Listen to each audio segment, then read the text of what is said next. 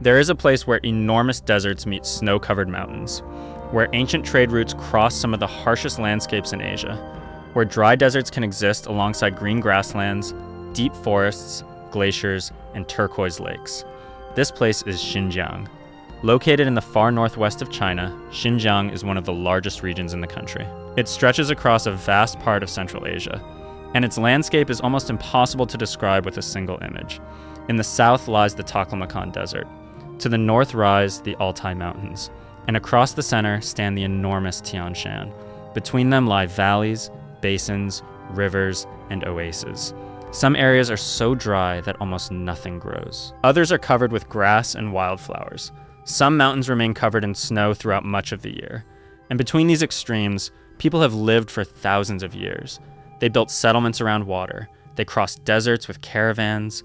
They traded silk, spices, horses, metals, and ideas. And they helped transform this remote landscape into one of the great crossroads of the ancient world. But Xinjiang is more than a place shaped by history.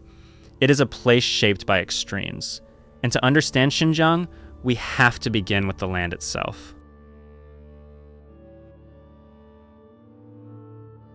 Xinjiang is surrounded by some of the great mountain systems of Central Asia. The Tian Shan stretches across the region. Its name is often translated as Mountains of Heaven, and the name seems appropriate. Snow-covered peaks rise above vast valleys. Glaciers feed rivers. Forests cover some mountain slopes. Grasslands spread across high plateaus. UNESCO describes the Xinjiang Tian Shan as a landscape of dramatic contrasts. There are glaciers and alpine lakes. There are forests and meadows. There are red rock canyons. And nearby, there are enormous deserts. Few landscapes demonstrate such extreme changes over relatively short distances. You can travel from a dry desert basin toward the mountains. The landscape slowly changes. Bare ground becomes grass. Grass becomes forest. And eventually, snow and ice appear above the horizon. Water is the key. The mountains receive far more precipitation than the surrounding deserts. Snow and glaciers store water high above the valleys. Rivers then carry that water downward. This creates life in places that would otherwise be almost impossible to inhabit. And nowhere is this contrast more dramatic than around the Taklamakan.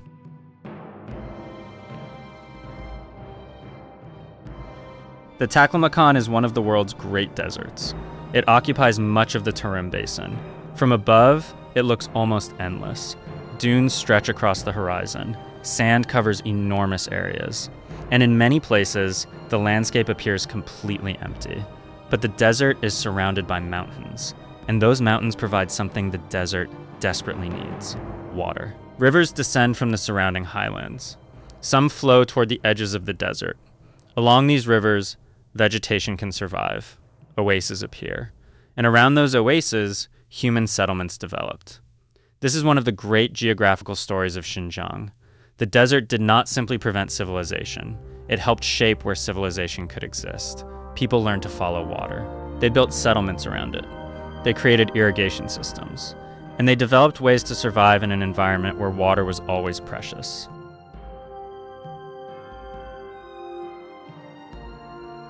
One of the most remarkable examples can be found near Turpan.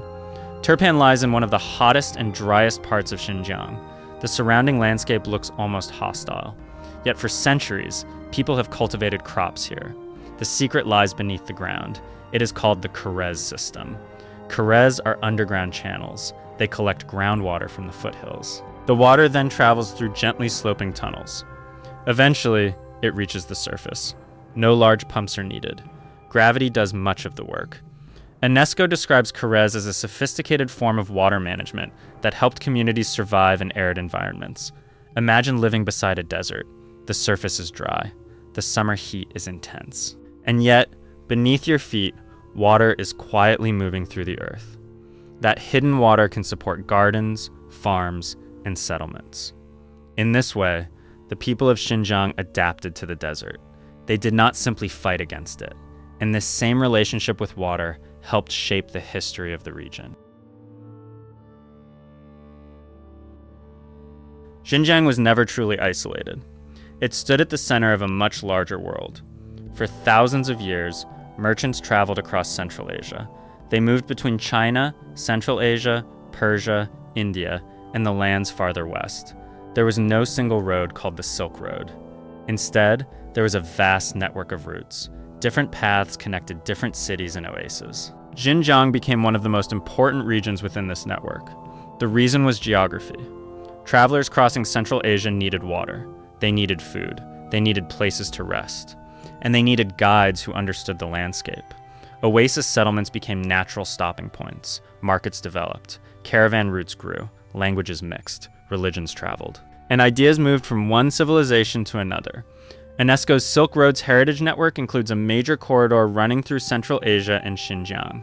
This network connected Chang'an with Central Asia. It facilitated trade and cultural exchange for centuries. And silk was only part of the story. Along these routes traveled Buddhism, Islam, Christian traditions, technologies, scientific knowledge, art, music, and different ways of understanding the world. Xinjiang became a meeting place between cultures. Its landscape was difficult, but its location made it valuable.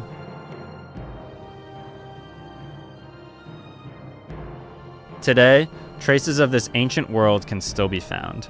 Ancient cities once stood along the desert routes. Some were built near rivers. Others developed around underground water systems. Ruins remain among the sand.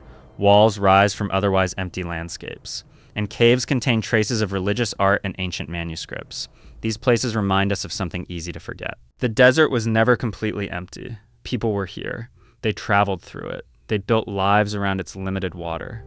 And they left behind evidence of a world that was constantly moving.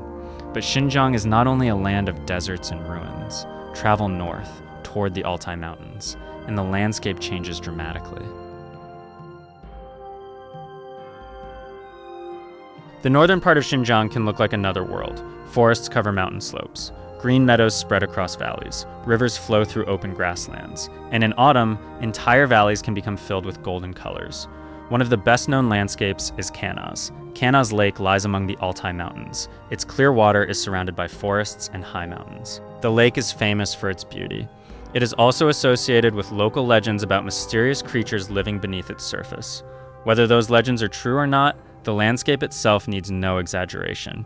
It is spectacular. The mountains create a sharp contrast with the deserts farther south, and that contrast is one of the defining features of Xinjiang: dry and wet, hot and cold, desert and forest, low basin and high mountain. These extremes can exist within the same enormous region, and they create habitats for a remarkable variety of life.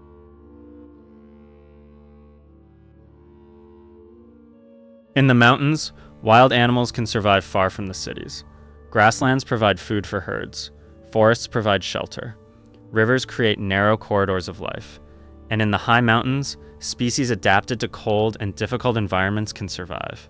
The region is also known for its wild landscapes and diverse plant life. UNESCO notes that the Xinjiang Tian Shan contains rare and endemic species. It also contains important ecosystems ranging from forests and meadows to alpine environments. But perhaps the most remarkable thing is how life changes with altitude. At lower elevations, the climate can be dry and hot. Higher up, temperatures fall. Vegetation changes. The air becomes thinner. Eventually, the landscape reaches snow and ice. A single mountain can therefore contain several different ecological worlds. And beneath all of them is the same force: water moving from the mountains toward the valleys.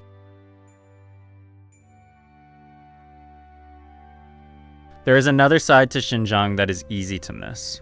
Its beauty is not always gentle. Some landscapes are strange, almost alien. Across parts of the region, wind and erosion have carved unusual formations from soft rock. These landscapes are known as yardangs. They can look like walls, ridges, castles, or giant sculptures carved by nature. The word yardang itself comes from a Uyghur term. It became an internationally recognized geological term after explorers studied these landforms in Central Asia. For thousands of years, wind has shaped these formations, slowly, almost invisibly, grain by grain.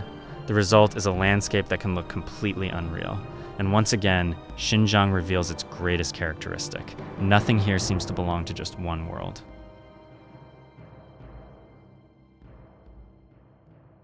The desert can look like another planet. The mountains can look like the Alps. The forests can resemble northern landscapes. And the ancient cities seem to belong to another age. This is perhaps why Xinjiang has fascinated travelers for so long. It is not simply beautiful, it is full of contrasts. You can see snow above a desert. You can find forests beside dry valleys. You can discover ancient ruins beside modern cities. And beneath one of the driest landscapes, water can quietly flow underground.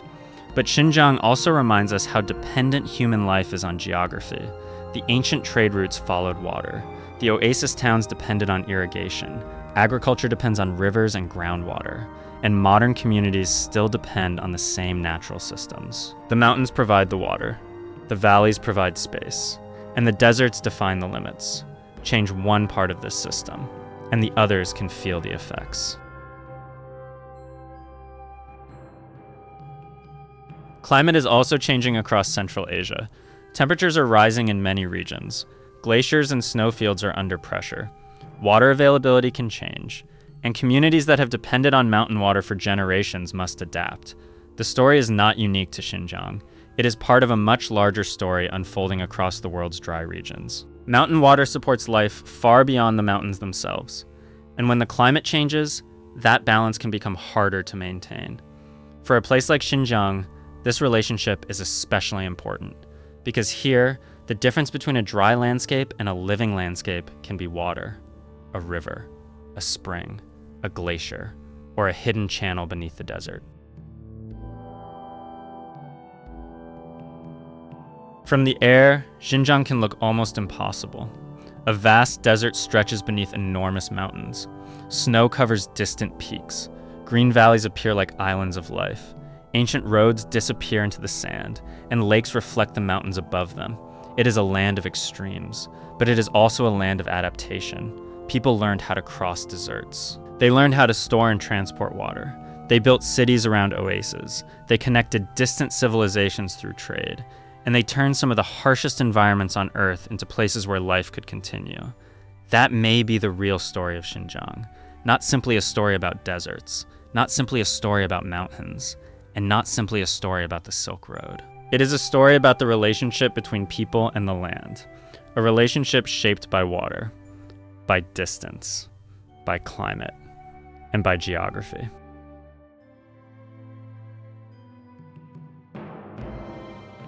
Today, the ancient caravans are gone. The world has changed. Modern roads and railways have replaced many of the old routes. Cities have expanded, and technology has transformed how people move across this enormous region. But the landscape remains. The Tian Shan still rises above the valleys. The Taklamakan still stretches across the Tarim Basin. The Altai still watches over the northern grasslands. And beneath the desert, water can still move through the earth. Xinjiang is therefore more than a remote corner of the map. It is a place where the extremes of Earth come together, a place where deserts meet glaciers, where ancient history meets modern life, where silence and movement have existed side by side for thousands of years. And perhaps that is what makes this land so fascinating. Because Xinjiang does not look like one place. It looks like many worlds placed beside each other. A desert, a mountain kingdom, an ancient crossroads, a hidden water system, a landscape of extraordinary beauty, and a reminder that life can flourish in places that seem impossible. The mountains rise, the rivers descend, the desert waits, and somewhere between them, the story of Xinjiang continues.